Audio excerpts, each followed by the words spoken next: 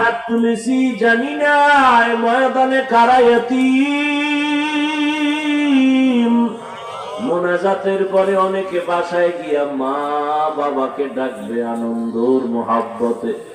একদল আপনার গোলাম আছে জীবনে আর বাবা দেখবেও না আর ডাকতেও পারবে না। ওই মা বাবা হারায় যারা এতিমের মতো এখানে হাত তুলেছেন, গুনার কারণে দিলটা পাথর, চোখে পানি নাই, কান্নাওয়ালা চক্ষু দান করেন, জিকিরওয়ালা জিহ্বা দান করেন, আখিরাতের ফিকিরওয়ালা কলব দান করেন।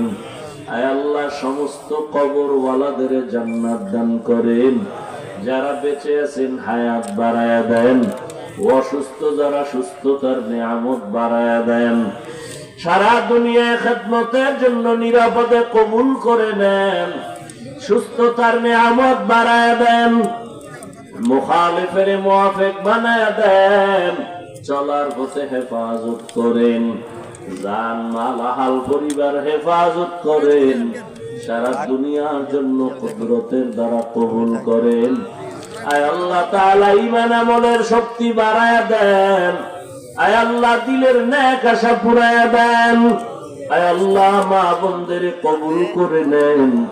আয় আল্লাহ তাআলা আমাদের সবাইকে গুনাহমুক্ত জীবন দান করেন, ফিতনা থেকে হেফাজত, হারাম থেকে হেফাজত করেন, সারা দুনিয়াবাসীকে মাফ করে দেন, মুসলমানের ঈমান আমল হেফাজত করেন। আয় আল্লাহ প্রবাসে যারা চাকরি করে ব্যবসা করে হেফাজত করেন, মুসিবত থেকে হেফাজত করেন, বাংলাদেশ শান্তির দেশ বানায় দেন। আয় আল্লাহ জুলুম থেকে দেশবাসীকে হেফাজত করেন।